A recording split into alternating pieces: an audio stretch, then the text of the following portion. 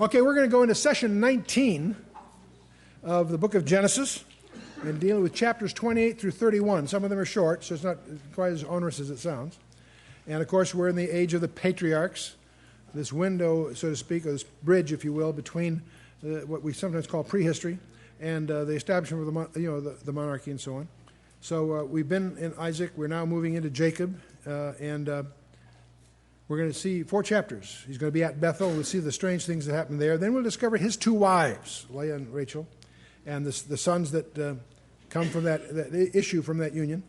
And then he takes flight. So these are what you might call, some people call them the Laban stories. This guy Laban, we're not through with. He had a sister by the name of Rebekah, and so that's part of the background here. But anyway, so Jacob is he's with Isaac right now, and Isaac called Jacob and blessed him. Indeed he did. So Isaac is reconciled. Isaac is blessing him by faith, according to the book of Hebrews, chapters 11, verse 20. And he charged him and said to him, "Thou shalt not take a wife of the daughters of Canaan." Interesting. Isaac does not want him to do what Esau did. He wants him to go to their own people. He says, "Arise and go to Padan Aram." And that term you and I can equate roughly to what we call Syria. That's not quite accurate, but good enough for this purpose. Go to Padan Aram, to the house of Bethuel, thy mother's father. Bear in mind, see, Rebekah descended from Bethuel, as did Laban, you see. And take thee a wife from thence of the daughters of Laban, thy mother's brother. Okay? This guy Laban is a crafty character. So he, in a sense, Jacob's going to meet his match here. "And God Almighty bless thee and make thee fruitful and multiply thee, that thou mayest be a multitude of people. And give thee the blessing of Abraham to thee and to thy seed with thee, that thou mayest inherit the land wherein thou art a stranger, which God gave unto Abraham." And Isaac sent away Jacob, and he went to Padan Aram unto Laban, son of Bethuel, the Syrian, the brother of Rebekah, Jacob's and Esau's mother. Now that's a summary statement. You get one thing you got to get used to in the Bible. Often they'll give you a summary, but then they'll continue in detail. He sent him away to Padan Aram, but that's a long way off. On the way, something's going to happen at Bethel that's en route. Do you follow me? You'll get confused if you assume, in verse 5, he's now at Padan Aram. No, he's undertaken that journey, which is 450 miles. But as he gets about less than 50 miles away, he's going to have an episode on the way that we're going to talk about here shortly. Here's a map to give you a rough idea. Haran is a long way up from Canaan. As I say, it's north of the Syrian desert. It's in the area called Mesopotamia, which means between 2 rivers, by the way. And so that's a region that today we would label as Syria. When Esau saw that Isaac had blessed Jacob and sent him away to Padan Aram to take him a wife from thence, and that as he blessed him, he gave him a charge, saying, "Thou shalt not take a wife of the daughters of Canaan," and that Jacob obeyed his father and his mother and was gone to Padan Aram, Esau, seeing that the daughters of Canaan pleased not Isaac his father, then went Esau to Ishmael and took unto the wives which he had Mahalath, the daughter of Ishmael, Abram's son, the sister of Nebajoth, to be his wife. You get the impression, the way this is put here, it's because this displeased Isaac that he went ahead and did it. He added another one, if you will. Anyway, Jacob went out from Beersheba and went toward Haran. See, he's left for Padan Aram, but that's a long journey. There's going to be some things happen on the way here. And he lighted upon a certain place. This certain place is going to become very famous because of what happens here. He lighted upon a certain place and tarried there all night, because the sun was set. And he took of the stones of that place and put them for his pillows. Sounds a little rough, doesn't it? And lay down in that place to sleep. And he dreamed. And behold, a ladder set up on the earth, and the top of it reached to heaven. And behold, the angels of God ascending and descending upon it. And behold, the Lord stood above it and said, "I am the Lord God of Abraham thy father, and the God of Isaac, and the land whereon thou liest, to thee will I give it, and to thy seed." Here God is confirming now the covenant once again to the next of kin. He confirmed to Isaac, now he's confirming it to Jacob. And thy seed shall be as the dust of the earth, and thou shalt spread abroad to the west, and to the east, and to the north, and to the south. And in thee and in thy seed shall all the families of the earth be blessed. That's obviously messianic. That's more than just his seed. Anyway, and behold, I am with thee, and will keep thee in all places whither thou goest, and will bring thee again into this land, for I will not leave thee until I have done that which I have spoken to thee of. And Jacob awaked out of his sleep, and he said, Surely the Lord is in this place, and I knew it not. And he was afraid, and he said, How dreadful is this place! This is none other but the house of God, and this is the gate of heaven. And Jacob rose up early in the morning and took the stone that he had put for his pillows and set it up for a pillar, and poured oil on the top of it. And he called the name of that place the house of God. Beth, second letter of the Hebrew alphabet. Bet, El, the name of God. Bet means house. Bethel is the house of God. So this is Bethel. We're going to hear more about Bethel in some subsequent adventures. He called it, and by the way, this is just a dream he had, but it obviously made an impression on him. And it's from this episode you get the expression Jacob's ladder, which is a term used in lots of literary contexts. He called the name of that place Bethel, but the name of the city was called Luz at the first. And Jacob vowed a vow, saying, If God will be with me and will keep me in this way that I go, and will give me bread to eat and raiment to put on, so that I come again to my father's house in peace, then shall the Lord be my God. And this stone which I have set for a pillar shall be God's house. And of all that thou shalt give me, I will surely give a tenth unto thee. So this is where Jacob commits to the tithe here. And the first recorded confession of Jacob, a vow and a tithe. Now, he's on his way up to Haran. He's at Bethel right now. But he's going to then continue way off the chart to get to Haran. Okay? Genesis 29. We encounter these two gals. Jacob went on his journey and came into the land of the people of the east.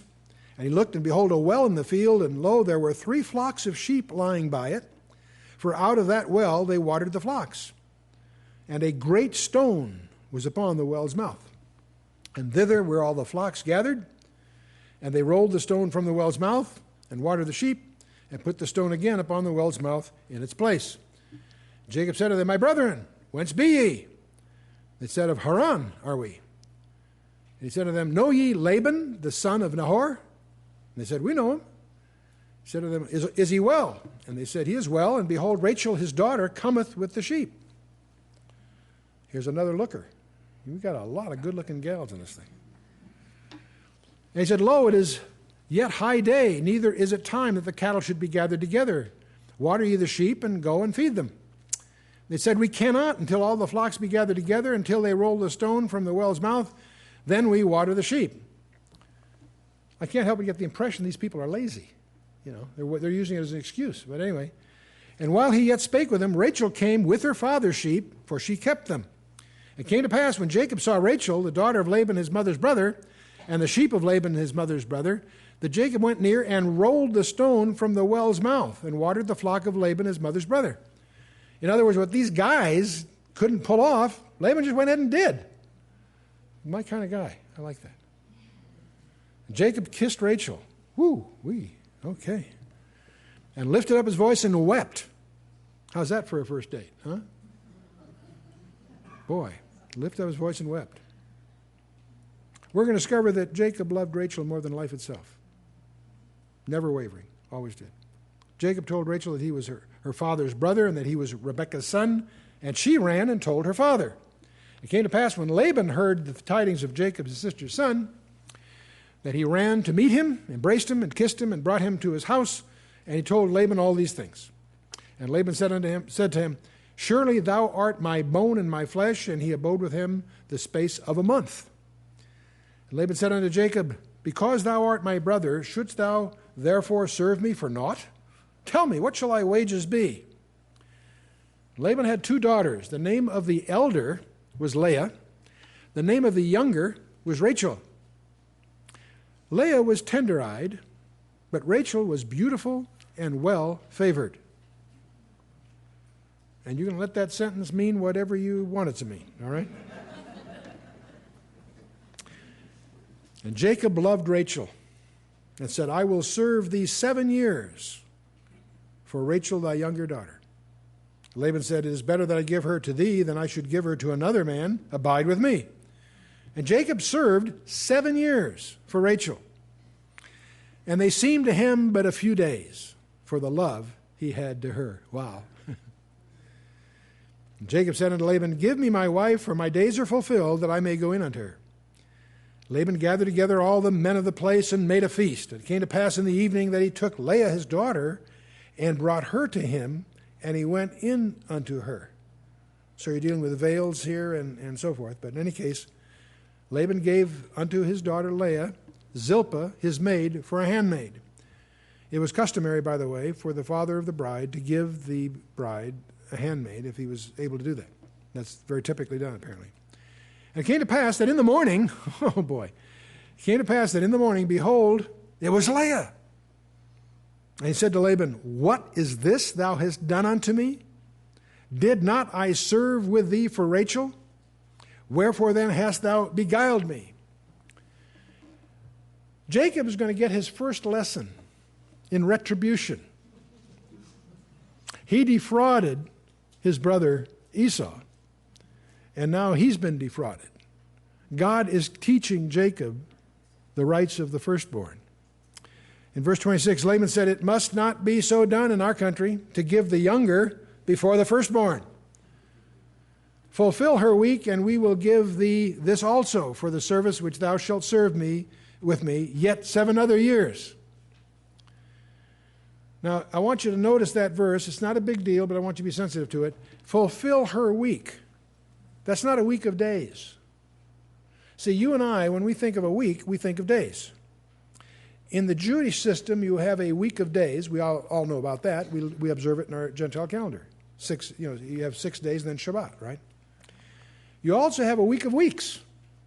That's what the counting of the Omer is. And that's the Feast of Shavuot is 49 plus 1. You have a week of days, week of weeks, week of months, the 7th month. Tishri is the 7th. Nisan, the start of the religious year, is the 7th month of the secular year, and so forth. And you have a week of years.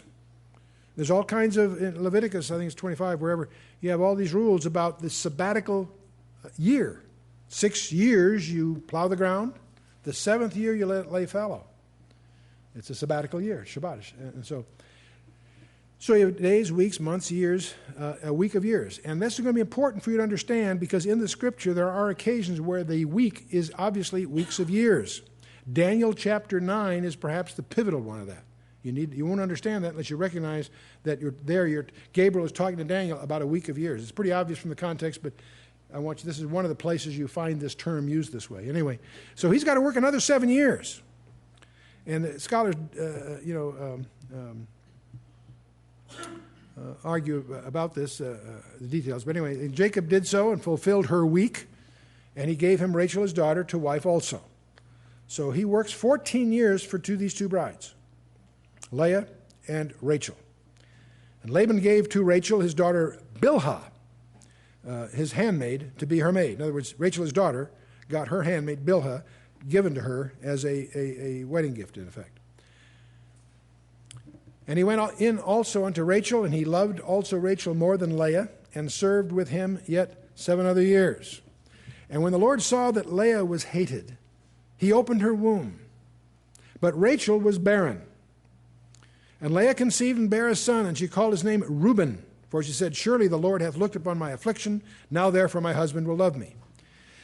It's hard for us to fully appreciate how important issue was to the women of that day. Having children was one of their primary blessings. And if they were barren, that was considered a real curse.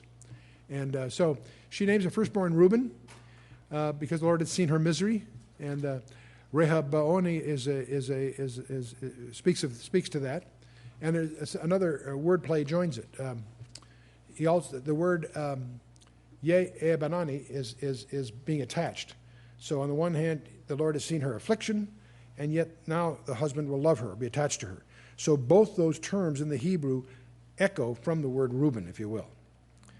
And she conceived again and bare a son, and said, because the Lord hath heard that I was hated, he hath therefore given me this son also, and called his name Simeon. She conceived again and bare a son, and said, now this time will my husband be joined unto me, because I have borne him 3 sons. And therefore he called his name Levi, which is Yilevi, which is really to be attached, if you will. And she conceived again and bare a son. And she said, now will I praise the Lord. Therefore she called his name Praise, Judah, and left bearing.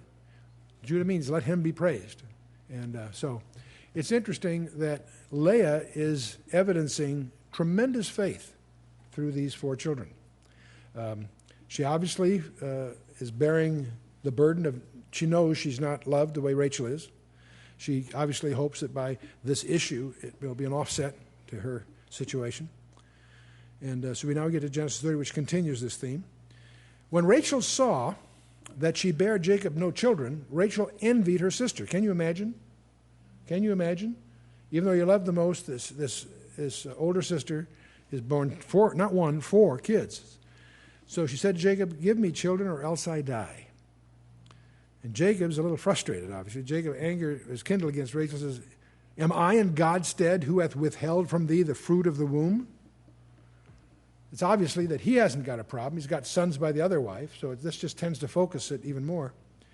So then Rachel says, behold my maid Bilhah, go in unto her, and she shall bear upon my knees, that I may also have children by her. Sounds strange to us, but was common practice. We saw that continue with Hagar and Sarah. We also discovered evidence that was the pattern there in the area of Haran to do that. It was very frequently done. And she gave him Bilhah, her handmaid, to wife, and Jacob went in unto her, and Bilhah conceived and bare Jacob a son. And Rachel said, God hath judged me, and hath also heard my voice, and hath given me a son. Therefore she called his name Dan. Dan is explained by the word Dani, which means God has vindicated me. Or some people would say that he's also corrected a wrong in a sense, so that her barrenness, if you will. So the term Dan also implies being judged. His name being judged. So, and Bilhah, Rachel's maid, conceived again, and bare Jacob a second son. Rachel said, with great wrestlings have I wrestled with my sister, and I have prevailed. And she called his name Naphtali, which is having fought or wrestled, if you will. That's what the word implies. Well, Leah sees this going on, saying that must be a pretty good program. And she apparently had stopped bearing, so she took Zilpah, her maid, does the same thing Rachel did, gave her to Jacob to wife. And Zilpah, Leah's maid, bare Jacob a son, and Leah said, a troop cometh. That's quite a name. And called his name Gad, which is a troop or a company or a crowd. And Zilpah, Leah's maid, bare Jacob a second son. Leah said, happy am I, for the daughters will call me blessed. And so she called his name Happy, or Asher. And so that's the first wave of these. Now, Reuben, he's the oldest son, when in the days of the wheat harvest, he found mandrakes in the field. Mandrakes were reputed to be an aphrodisiac, by the way. And he brought them to his mother Leah. Rachel said to Leah, give me, I pray thee, of thy son's mandrakes. A negotiation going on here. She said unto her, is it a small matter that thou hast taken my husband? Wouldst thou take away my son's mandrakes also? Rachel said, therefore he shall lie with thee tonight for thy son's mandrakes. In other words, Rachel's, apparently they had some arrangement, but Rachel's giving her slot, so to speak, in exchange for these mandrakes. And Jacob came out of the field in the evening, and Leah went out to meet him and said, thou must come in unto me, for surely I have hired thee with my son's mandrakes. And he lay with her that night. And God hearkened unto Leah, and she conceived and bare Jacob the 5th son. Leah said, God hath given me my hire. The reason they went this mandrake thing is so you understand why they... See, each one of these names have a meaning. God hath given me my hire, because I've given my maiden to my husband, and she called his name Issachar, which is close to the Hebrew term for my hire. And Leah conceived again, and bare Jacob the 6th son. And Leah said, God hath endued me with a good dowry. Now will my husband dwell with me, because I have borne him 6 sons. And she called his name Zebulun, which is like a dowry gift or an honorary present of some kind. So it's interesting that her hopes never leave her. And so afterwards, she also bore a daughter. Her name was Dinah, which also means judgment, by the way. And we're going to see some tragedies occur around the issue of Dinah. But we'll move on here. God remembered Rachel in the meantime, and God hearkened to her and opened her womb. So now Rachel is going to bear directly her first child. She conceived and bare a son and said, God hath taken away my reproach. And she called his name Joseph and said, the Lord shall add to me another son. Joseph would mean adding, is the suggestion here.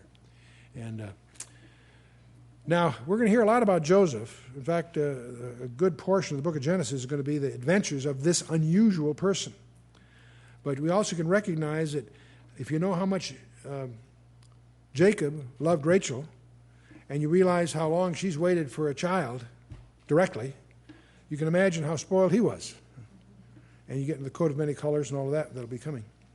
So the patriarchs. Let's take a look at this. There's Abraham, and of course and we're talking about his wife Sarah now. We're not talking about Hagar, who had Ishmael and so forth. I'm not talking about Keturah at this point. Sarah has a son by the name of Isaac, and Isaac marries Rebekah and has Esau and Jacob in that order. But Jacob then has 2 wives to begin with, Leah and Rachel. Under Leah we have his firstborn son, Reuben, then Simeon, Levi, and Judah. Direct issue from Leah. About this time, Rachel gets the idea, I'll use my handmaid as a surrogate mother here. So Bilhah has Dan and Naphtali. No problem. Leah, watching that, said, hey, that looks like that works. Maybe I can do the same thing. So she takes her handmaid, Zilpah, and they have Gad and Asher. Now we get around, finally, to the point that Rachel actually has a child of her own, Joseph. To look ahead, so you can get this whole perspective here, Joseph will, of course, end up down in Egypt. In Egypt, he will have a wife and 2 sons. And we'll get to that. In the meantime, by the way, Leah has Issachar and Zebulun, 2 more. So Leah has actually got 6. Rachel will have one other child of her own, and in which she dies. She dies in that childbirth. And the issue was there, Benjamin, the youngest son of them all. And when Joseph's down in Egypt, his wife will bear 2 sons, Manasseh and Ephraim. A very important event occurs when Jacob is ultimately joined. The whole family is down there with Joseph when they discover he's prime minister of Egypt, and that whole incredible story we'll get to. Jacob adopts Joseph's 2 sons as his own, Manasseh and Ephraim. So what you really need to understand here, there really are 13 tribes. If you take Manasseh and Ephraim together, you can call it the tribe of Joseph. You have 12 tribes. If you want to leave one of these out for some purpose, you can still have 12 tribes because you got 13 to choose from. Do you follow me? And you're going to discover that these tribes are listed 20 times in the Bible. Every time they're listed, they're in a different order, pretty much. And more often than not, one of them is omitted for some reason. Often the tribe of Levi is not in the list because they did not go to war, and some other reasons. This gets to be particularly provocative when you get to the book of Revelation, because in Revelation 7 you got 12 tribes listed there. One of the tribes is conspicuous in its omission. That's the tribe of Dan. There's a second tribe that's also missing, but nobody notices it, because you have the tribe of Manasseh mentioned, and then it's also mentioned the tribe of Joseph, which obviously, if Manasseh's already counted, the only thing that's left is Ephraim.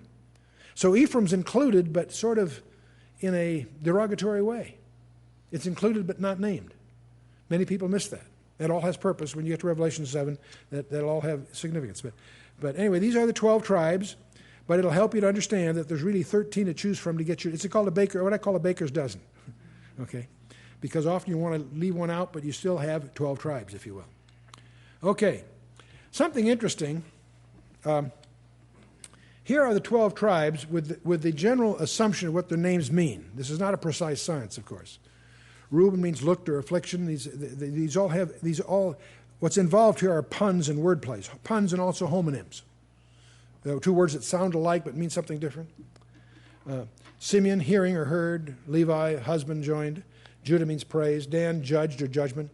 Naphtali, wrestlings and prevailing over those. Gad, troop cometh. Asher, happy. Issachar, my hire or service. Zebulun, the dwelling. Joseph means adding. When Benjamin is born, son of agony at first, but then changed to son of my right hand, Jacob calls him. Something kind of interesting, if you look at these in the order that they were born, they profile the history of Israel. You know, the first four under Leah profile the time that Israel will be in Egypt. Moses speaks in chapter 2 and 3, God looked upon the affliction of his people. He heard my cry. And when was Jehovah joined? Passover. That, of course, is the climax of the redemption out of Egypt.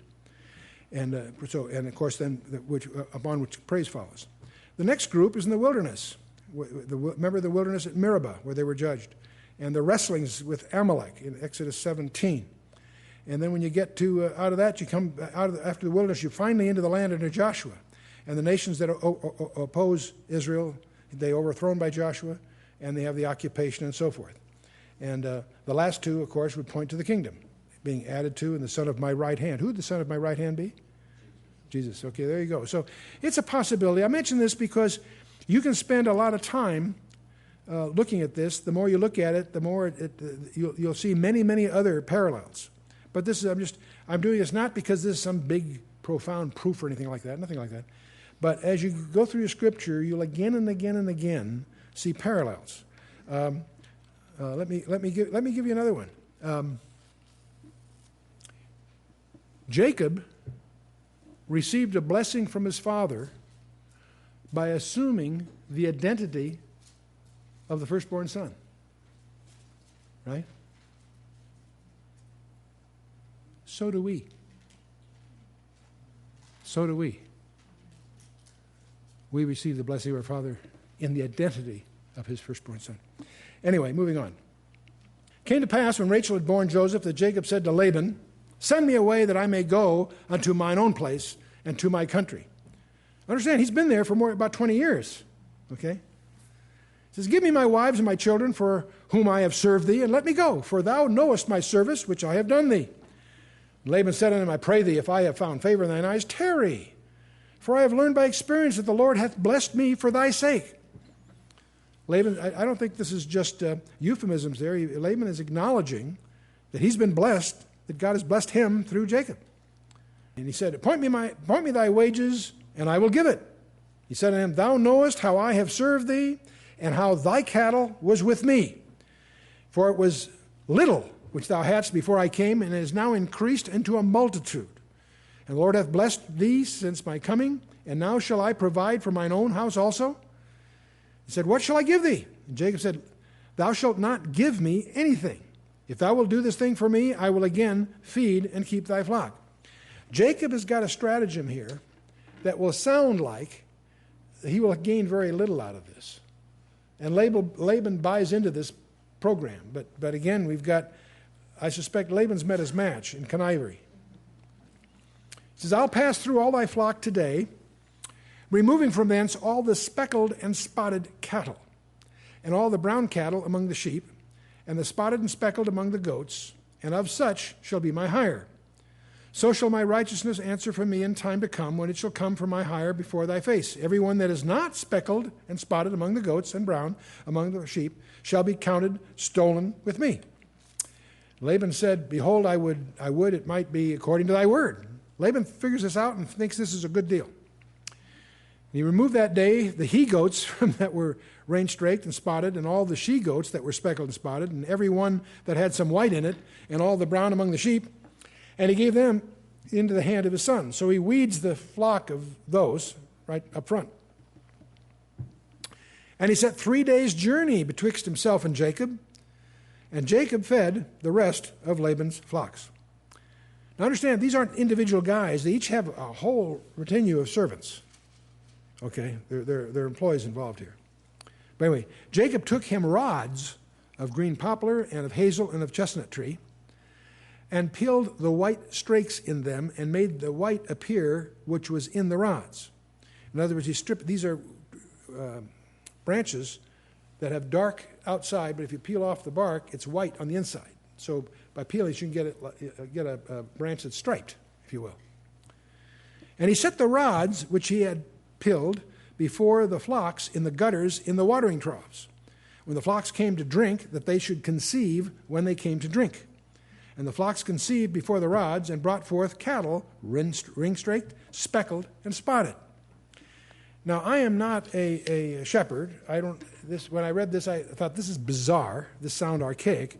I was startled to discover that there are many ancient authorities that take this quite seriously.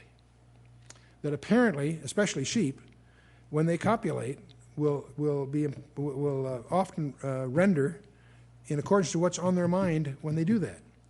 Whether that's true, which apparently some experts believe it is, and I could cite those for you if you like. Colin Dillitch is perhaps the most notable critical authority on this, and he footnotes 4 or 5 references on this. Whether that really was valid or whether that was the common belief doesn't matter. Because what obviously happens is the Lord's doing anyway. But if you were like me, I was very troubled when I read this. It sounds like silly superstition. It turns out apparently it's not.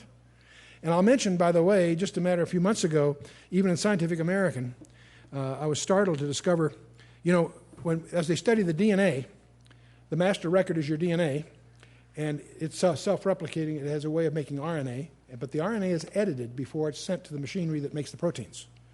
They take the introns out, the machinery that snips out certain portions, they call those introns, and the rest are spliced together, and that's sent to the machinery that reads the codes, makes the protein, that makes it ought to go. That's the whole thing. The stuff that is cut out, many of your texts call it junk DNA.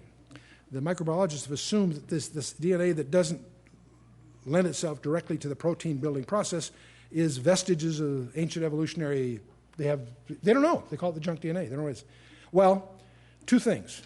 Some recent articles in Scientific American highlight the fact they're now discovering that the so-called junk DNA has a very important architectural role in the human genome.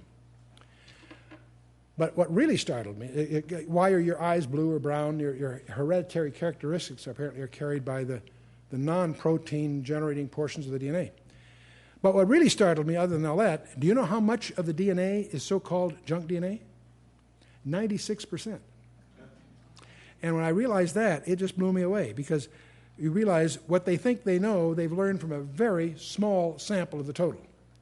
And it's just like matter and energy. There's, I think, 95% of the mass of the universe is not seen. They're still looking for it. They can know it's there mathematically from the gravitational effects, but it doesn't give light, so they call it dark matter. Anyway, so the point is, I suspect that what we think we know about genetics is still being unraveled. In any case, what's really going on here is, in a sense, academic for us, because whether that's just what Jacob believed, it ended up working is the point. Whether it worked because that's the natural process, or if it's working because God chose to have it work, is a moot point, really.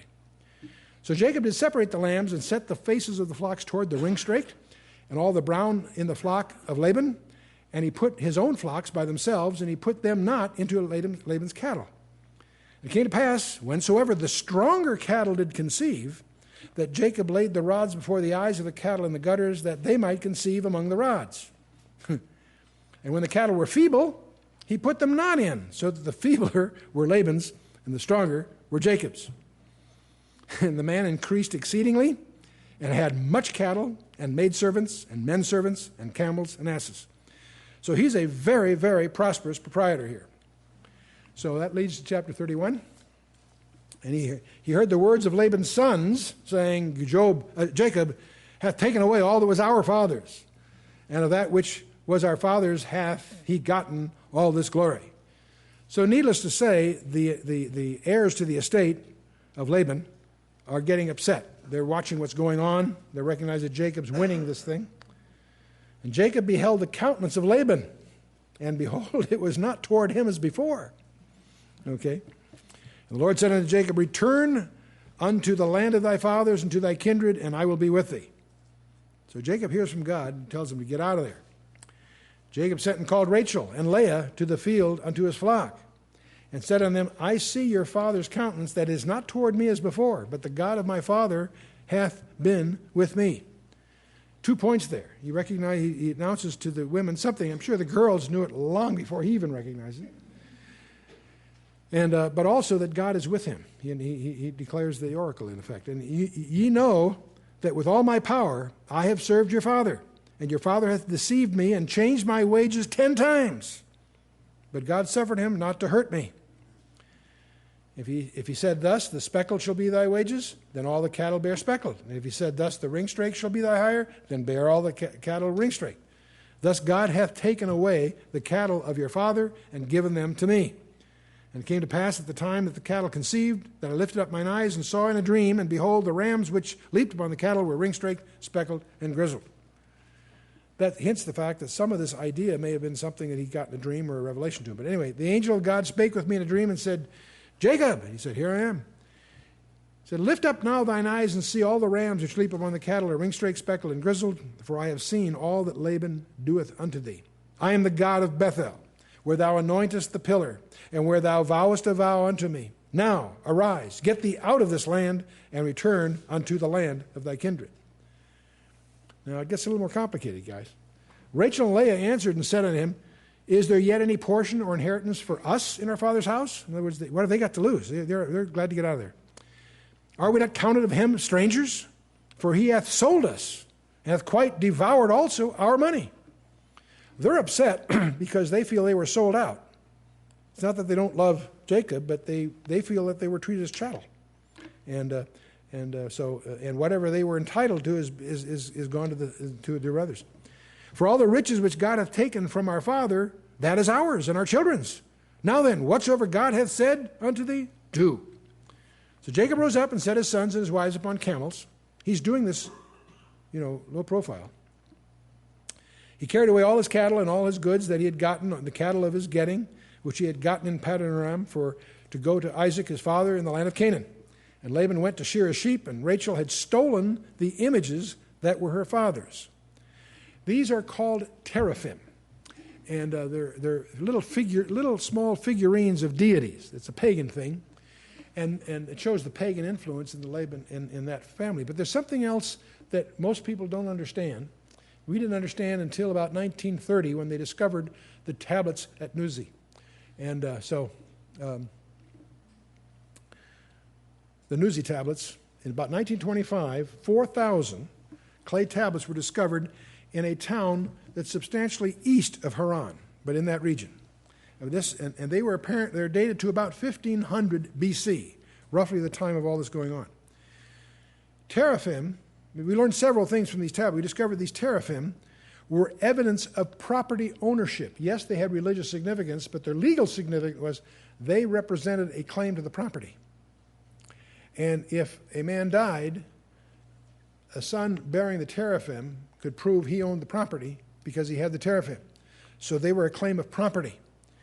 And the inference here is that Rachel stole the teraphim because it was a way that when Laban dies, that Jacob could have a claim on all of Laban's property.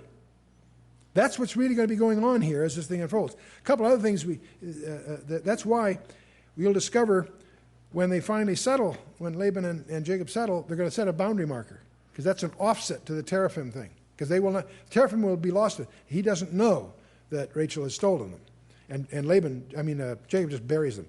But as an extra protection, that's why they do a boundary marker.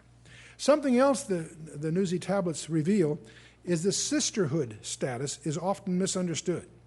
That a wife that was specially favored could be elevated to the rank of sister.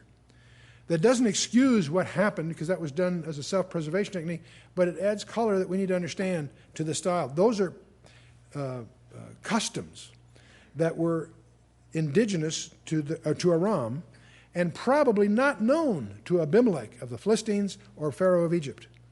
You see, so there's a dimension to this they wouldn't be familiar with. The other thing that the Nuzi tablets document it was very common to have surrogate motherhood by the maidservants. Maidservants were often brought into service to yield male heirs to the parent. And the Nuzi is about, it's just barely east of Mesopotamia, just on the other side of the Tigris. Anyway, let's go back to the story in verse 20. Jacob stole away unawares to Laban, the Syrian, in that he told him not that he fled. So he's trying to put some distance between them right up front. He's on his way. So he fled with all that he had. He rose up and passed over the river and set his face toward Mount Gilead. So he's moving towards what you and I would think of as the Golan Heights here. And was told Laban on the third day that Jacob was fled. It took 3 days for Laban to discover. So he took his brethren with him, and he pursued him after 7 days' journey, and they overtook him in the Mount Gilead. That's a broad region there, by the way, but anyway. And God came to Laban the Syrian in a dream. Get this now, Laban has a dream that shakes him up. God came to Laban in a dream, Laban the Syrian, by night, and said unto him, Take heed that thou speak not to Jacob either good or bad. That's kind of interesting. It's kind of interesting if for no other reason than when you get to the book of Numbers, you'll discover this peculiar character called Balaam. And there's some scholars that believe Balaam was a descendant of Laban. And Balaam also will not speak against Israel good or bad, in effect. There's an interesting linkage there. Moving on, then Laban overtook Jacob. Now Jacob had pitched his tent in the mount, and Laban with his brethren pitched in the Mount of Gilead. And Laban said to Jacob, What hast thou done, that thou hast stolen away unawares to me, and carried away my daughters as captives taken with the sword? Hardly, but that's his eloquence here. Wherefore didst thou flee away secretly, and steal away from me, and didst not tell me, that I might have sent thee away with mirth, and with songs, and with tabret, and with harp? And hast not suffered me to kiss my sons and my daughters? Thou hast now done foolishly in so doing. It is in the power of my hand to do you hurt. But the God of your fathers spake unto me yesternight, saying, Take heed that thou speak not to Jacob either good or bad. And now, though thou wouldest needs be gone, because thou longest after thy father's house, yet wherefore hast thou stolen my gods, my Teraphim? See, you and I would read that as just a pagan deity thing, and I'm not trying to minimize that, but there's a legal implication here that is underneath the text, so to speak. Jacob answered Laban. See, of course, Jacob had no knowledge that Rachel had pulled this off, so he's righteously indignant here. Jacob answered and said to Laban, Because I was afraid, and I said, Peradventure thou wouldst take by force thy daughters from me. So Jacob's pretty forthright here. He doesn't trust Laban. With whomsoever thou findest thy gods, let him not live. Wow. Here, Jacob, in his confidence, pronounces the death penalty on whoever stole these things. With whomsoever thou findest thy gods, let him not live. Before our brethren discern thou what is thine with me, and take it to thee. For Jacob knew not that Rachel had stolen. Can you imagine how he would have felt if and when he finds out that Rachel has these things? Laban went into Jacob's tent, and into Leah's tent, and into the two maidservants' tents, but he found them not. Then went he out of Leah's tent and entered into Rachel's tent. And Rachel had taken the images and put them in the camel's furniture and sat upon them. There's a camel saddle, like a saddlebag thing, and sat on them. And Laban searched all the tent, but found them not.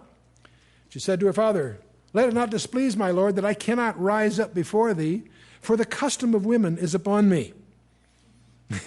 And he searched, but found not the images. And Jacob was wroth and chode with Laban. Jacob answered and said to Laban, What is my trespass? What is my sin that thou hast so hotly pursued after me? You should understand something else in the Torah, which comes later, in Leviticus 15:20. Speaking of a woman who is in her menstrual period, it says, Everything that she lieth upon in her separation shall be unclean. Everything that she sitteth upon shall be unclean. I think Laban would have been really unglued if he never dawned on him that she would be sitting on his teraphim in that condition. That's adding insult to injury in a sense, okay? But anyway.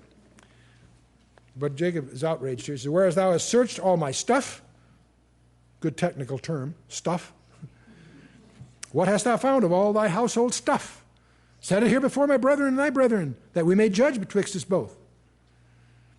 This 20 years have I been with thee, thy ewes and thy she-goats have not cast their young, and the rams of thy flock have I not eaten. That which was torn of beasts I brought not unto thee, I bear the loss of it. And of my hand didst thou require it, whether stolen by day or stolen by night. Thus I was in the day, the drought consumed me, and the frost by night, and my sheep departed from mine eyes. Thus have I been 20 years in thy house. I have served thee 14 years for thy 2 daughters, and 6 years for thy cattle, and thou hast changed my wages 10 times. Except the God of my father, the God of Abraham, the fear of Isaac, hath had, again, that's like a synonym, the fear of God, the fear of the God of Isaac, had been with me, surely thou hadst sent me away now empty. God hath seen mine affliction and the labor of my hands, and rebuked thee yesternight. So he makes allusion to the fact that God is, he acknowledges that God had rebuked him in that dream, see? And Laban answered and said to Jacob, these daughters are my daughters, and these children are my children, and these cattle are my cattle, and all that thou seest is mine. And what can I do this day unto these my daughters, or unto their children which they have borne? Now therefore, come thou, let us make a covenant, I and thou, and let it be for a witness between me and thee. And Jacob took a stone and set it up for a pillar. And Jacob said unto his brethren, gather stones. They took up stones, they made a big heap. And they did eat there upon the heap. And Laban called it Yegar-Zahadatha, or something like that. But Jacob called it Gilead. And now, the longer word means the heap of witness, and that's in Chaldean. And the other one, we're going to see another word here called Mitzpah. It's like a beacon. Laban said, this heap is a witness between me and thee this day. Therefore, the name of it was called Gilead. And Mitzpah said, for the Lord watch between me and thee when thou art absent one from another. Now, what's interesting here, you can go to a jewelry place, a Christian shop, and you can buy what they call coin mitzvahs. They typically will make a necklace, 2 necklaces. They'll take a coin. They'll put Genesis 31:49 in the coin, and they'll cut the coin so it's in 2 pieces and put each on a chain. So you have one and I have one, and they're treated like a fellowship thing, a coin mitzvah. It binds us together. See, the Lord watch between me and thee while we are absent one from another. That sounds so neat. And people buy those things, and they use them that way, and that's fine. But that just shows they didn't read the text. What this isn't that they're buddies here. This isn't that they're going to, Lord, watch between me. What is you saying? The Lord watch you. You see, this whole thing is an armistice of attention. I don't trust you, and you don't trust me. So here's the boundary.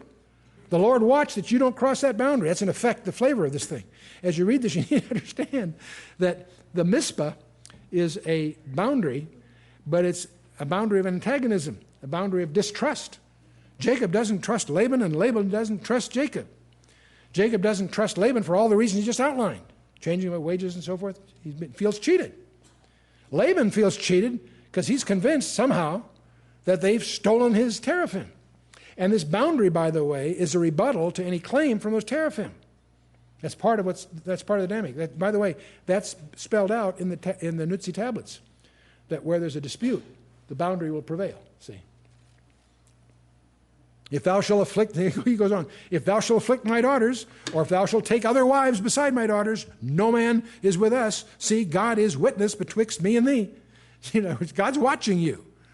God's my watchman. This is not a warm, friendly parting. This is, you know, he's good. And Laban said to Jacob, behold this heap, and behold this pillar which I have cast betwixt me and thee. This heap be a witness, and this pillar be a witness, that I will not pass over this heap to thee, and thou shalt not pass over this heap and this pillar unto me for harm. This is an agreement not to harm each other. I can see two young people exchanging a coin mitzvah. I promise not to harm you. That's not the way, anyway. Anyway.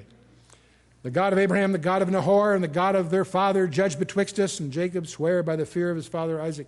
And the fear of his father Isaac was the fear of God. That's a term in the English, you lose the translation, but the Hebrew implies he swore by the God that Isaac feared, you see.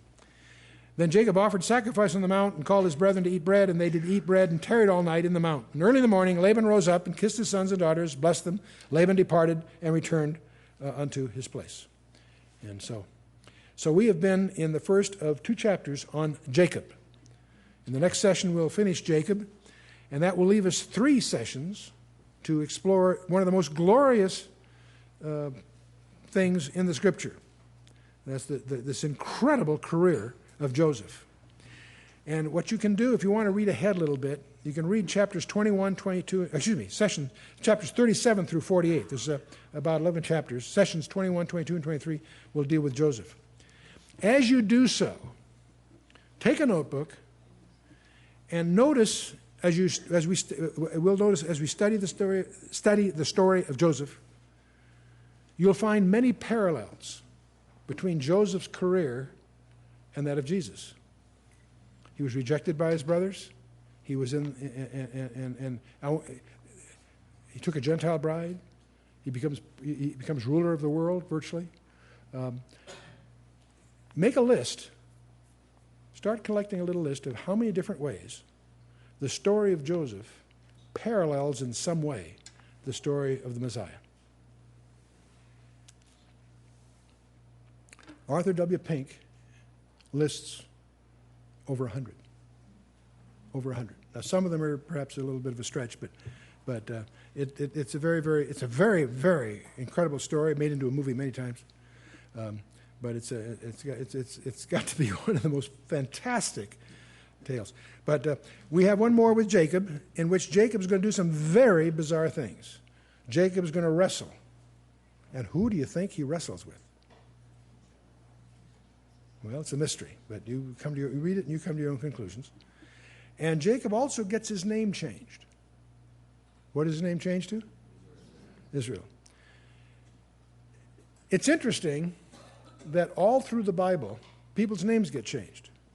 Abraham becomes Abraham. Sarai becomes Sarah, right? Simon becomes Peter. Saul becomes Paul, right? As you go through your Bible, you'll notice that when someone's name is changed, the new name is the one normally used. Saul of Tarsus is called Paul. From that point on, it's always Paul. You don't hear him called Saul later, right? Abram isn't called Abram from that chapter on. It's always Abraham. And Sarah, same thing. You're going to discover something strange about, and Simon Peter, well, let me table that for a minute. Jacob is sometimes called Israel after his name is changed, appropriately, because his name is changed. And yet sometimes you'll find him called Jacob. What you can do as you study that, you'll discover something interesting. When Jacob is in the flesh, he's Jacob. There are occasions when he is doing it right, and he's called Israel. So you get if you study it, some scholars get the impression that Israel is when he's doing it by grace and by faith and right, and Jacob is when he's this conniving, cunning, self-willed character, It's interesting, all through the Bible, you hear the God of Abraham, Isaac, and Israel? No. Abraham, Isaac, and Jacob. How interesting it is that there is a prerequisite condition for the second coming of Jesus Christ. And that condition is for the nation Israel to repent and petition him to return. That's in Hosea 5, verse 15, and other places too. In other words, the God of Jacob needs to be recognized as the God of Israel. So it's the God of Abraham, Yitzhak, and not Yaakov, but Israel. So anyway, we'll get into that next time. There's some surprises in session 20, but it's also a good time for you to read ahead and really bone up on the chapters right up to chapters 48. If we go to our plan, that will leave us, the last session, 24th session, will be a session that we have only 2 chapters to do, 49 and 50. 49 is an incredible chapter. Jacob, in his dying days, prophesies over his 12 sons with these little peculiar riddles. He lays out their future. And we'll go through that. So it's a great time to summarize the 12 tribes of Israel So that's why we want to leave ourselves. We want to crowd ourselves for chapter 49 and 50. And so that'll be a chance where we'll review where we are in the whole thing. So with that, let's stand for a closing word of prayer.